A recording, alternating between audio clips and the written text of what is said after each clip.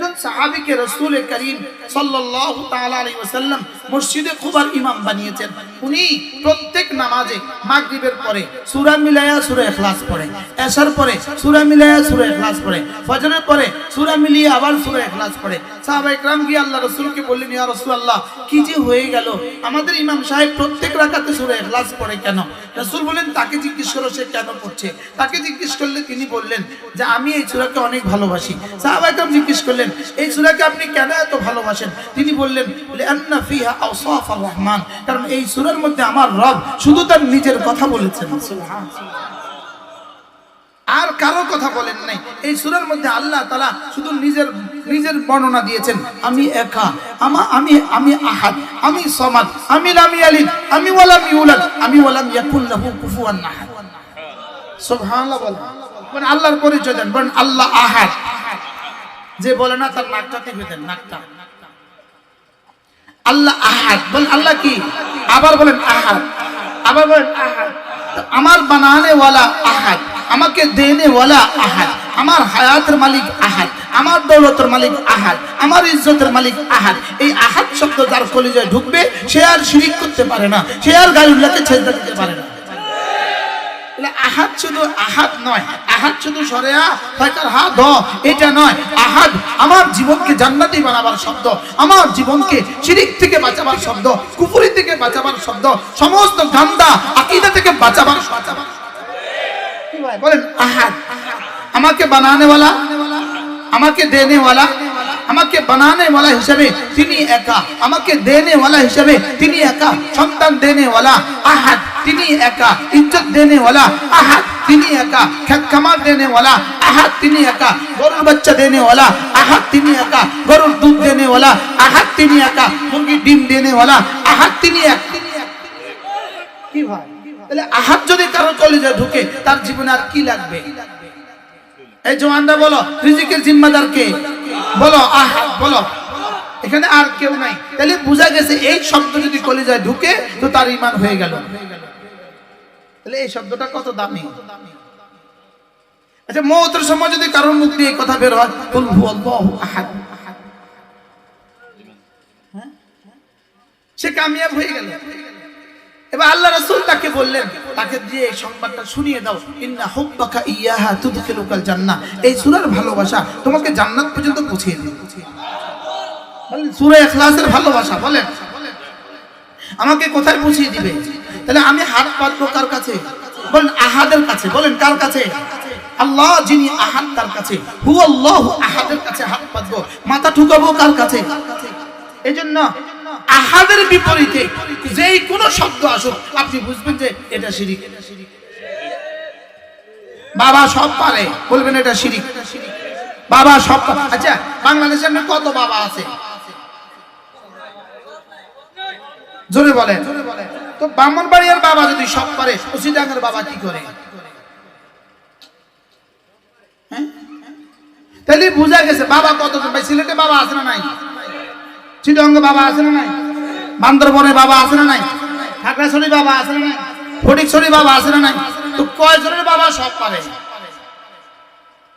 কয় বাবা সব পারে? বাবা কি একজন না ৭০,০০০? বাবা বাবা বাংলাদেশে বাবা কি একজন না ৭০,০০০? তো ৭০,০০০ বাবা সব পারে কেমনে? যেমন এই বাবা বলছে এখন বৃষ্টি দিব, এই বাবা বলছে না এখন বৃষ্টি দেওয়া যাবে না। এখন আপনি বলেন যদি বৃষ্টি দেয় তো এই বাবা ফেল করছে, যদি দুজনে একজনের বৃষ্টি দেয় একজনের বৃষ্টি না দেয় তাহলে ঝগড়া লাগছে। লাউ কানাত ফীমা আলিহাতুন ইল্লাল্লাহ লাফাসাদাতা, যদি দুজন হইতো আসমান আর জমিনের নিজাম ধ্বংস হয়ে যেত। একজন বলতো সূর্য উঠাও, আরেকজন বলতো সূর্য ডুবাও। এজন্য দুইজন না একজন। আবার বলেন দুইজন না একজন। আচ্ছা, মায়ের পেটে কোন বাবা বানিয়েছে? বাবা বানিয়েছে না আল্লাহ বানিয়েছে? তিনি কেমন? তিনি আহাদ। তিনি কেমন? তিনি বানাইতে আর কারো লাগে কিনা? না না না, আমি সমাদ, আমার আর কারো লাগে না। সুবহানাল্লাহ বলেন। তিনি সমাজ, তার আর কারো লাগে না। তাহলে একটা সূরা একজন মুমিনের জীবনকে কিভাবে মুমিন বানাইতে পারে, মুআহিদ বানাইতে পারে। সুবহানাল্লাহ। এই সূরাটা সবাই পড়ে না? পড়ে না। আচ্ছা, তারাও তো পড়ে। আচ্ছা এইটাও পড়ে আবার আরেকজনের সেজদাও দেয়, এটা কেন সম্ভব? আমি মনে বুঝাতে পারলাম না। হ্যাঁ, একদিকে বলে আহাদ, আরেকদিকে আরেকজনের সেজদা দেয়, এরকম মানুষ এই দেশে আসেনি, আসেনি। তো তুই আহাদ কেমনে করলি? এরা আহাদে যদি হয় তো গায়রুল্লাহকে সেজদা দেয় কেমনে? কি ভাই, আহাদে যদি হয় আরেকজনের হাত পাতে কেমনে? তাহলে আমাদের মালিক কেমন বলেন? তাহলে এই সূরাটার মধ্যে কি পরিমাণ তাওহীদ অন্তর্নিহিত আছে, সুবহানাল্লাহ। তাহলে এই সূরাটা পড়বো তো ইনশাআল্লাহ। আল্লাহর নবী বলেন, ও আমার উম্মতেরা, তোমরা কি পারবা প্রতি রাতে কোরআন কারীমের 3 ভাগের 1 ভাগ পড়ে ঘুমাতে? প্রতি রাতে কোরআন শরীফের 3 ভাগের 1 ভাগ পড়ে ঘুমাতে? সাহাবায়ে কেরাম বলেন, ইয়া রাসূলুল্লাহ, আইয়ুনা ইস্তাতিউ ইয়া রাসূলুল্লাহ, কার পক্ষে সম্ভব প্রতি রাতে কোরআন কারীমের 3 ভাগের 1 ভাগ পড়ে ঘুমাবে? এটা কার পক্ষে সম্ভব? রাসূল বলেন, কেন পারবা না? সূরাতুল ইখলাস লা তা'দিলু সুলুসাল কুরআন, সূরা ইখলাস কোরআন কারীমের 3 ভাগের 1 ভাগ। সুবহানাল্লাহ বলেন। কেন এটা 3 ভাগের 1 ভাগ? কারণ পুরো কোরআন হলো 3 জিনিসের নাম, তাওহীদ, রিসালাত, আখিরাত। তাওহীদ, রিসালাত, আখিরাত। গোটা কোরআন কয় জিনিসের নাম? কি কি? তাওহীদ, রিসালাত, আখিরাত। আর সূরা ইখলাসে কোন বিষয়? তাওহীদের বিষয়। সূরা ইখলাসে কোন বিষয়? এজন্য এটা কত ভাগের 1 ভাগ? 3 ভাগের 1 ভাগ। পড়বো তো ইনশাআল্লাহ। আল্লাহ তৌফিক দান করেন। একবার পড়তে কয় মিনিট লাগে? কয় মিনিট? 10 সেকেন্ড লাগে, 10 সেকেন্ড। পড়েন। বিসমিল্লাহির রহমানির রহিম। কুল হুয়াল্লাহু আহাদ, আল্লাহুস সামাদ, লাম ইয়ালিদ ওয়া লাম ইউলাদ ওয়া লাম ইয়াকুল লাহু কুফুয়ান আহাদ। হয়ে গেছে না? পড়বো তো ইনশাআল্লাহ। এবার আল্লাহর নবী বলেন, কোন মানুষ যদি সূরা ইখলাস 10 বার পড়ে, রাসূল বলেন, বানাল্লাহু লাহু বাইতান ফিল জান্নাহ, রব তার জন্য জান্নাতে একটা ঘর বানাবে। কয়বার পড়লে একটা ঘর? 10 বার পড়লে একটা ঘর। এবার রাসূল বলেন 20 বার পড়লে দুটো ঘর, 30 বার পড়লে 3টা ঘর, 40 বার পড়লে 4টা ঘর। হযরত ওমর বলে ফেললেন, ইয়া রাসূলুল্লাহ, ইদান নাস্তাকসিরু ইয়া রাসূলুল্লাহ, আমি তাইলে অনেকগুলো বানাবো। আল্লাহর নবী বললেন, ওমর, আল্লাহু আতিয়াবু আকসার, তুমি পড়তে পড়তে ক্লান্ত হবা, রব জীবনে দিতে দিতে কখনো ক্লান্ত হবে না। রব আরো বেশি দেনওয়ালা। রব কি আরো বেশি? পড়বো তো। কবে? মওতের আগে না মওতের পরে? বলেন না ইনশাআল্লাহ। পড়বো ইনশাআল্লাহ। কয়টা ঘর বানাবেন? এক একজন নিয়ত করেন। কয়টা ঘর? আপনার নিয়ত কি? কয়টা ঘর? হ্যাঁ, অসংখ্য। একজন বলেন 3টা ঘর, একজন বলেন 4টা ঘর, একজন বলেন 10টা ঘর। অসংখ্য। একটা পারে না? অসংখ্য। নিয়ত আছে না ইনশাআল্লাহ সবার? আল্লাহ তৌফিক দান করেন। পড়বো তো ইনশাআল্লাহ। আল্লাহ আমাদেরকে কবুল ফরমান। হ্যাঁ, কেমনে বললে বুঝবো? আমার মন চায় 24 ঘন্টা সূরা ইখলাস পড়তে। আমার মন চায় 24 ঘন্টা।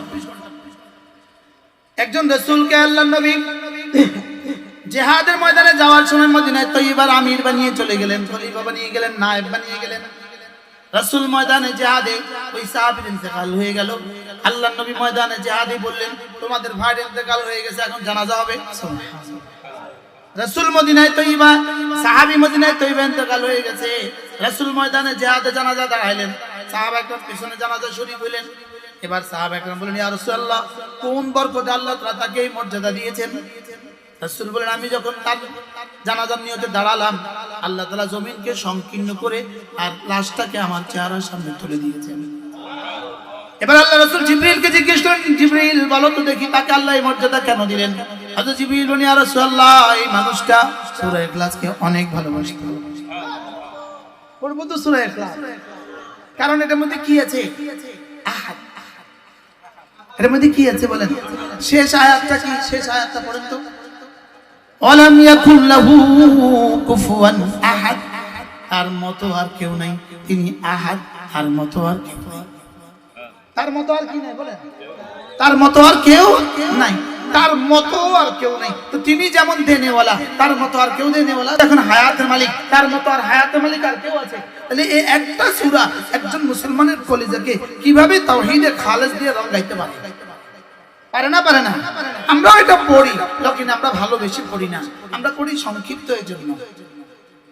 বাস্তব। আজ থেকে পড়বো তো ইনশাআল্লাহ, বলেন ইনশাআল্লাহ, বলেন ইনশাআল্লাহ। আল্লাহ তৌফিক দান করেন।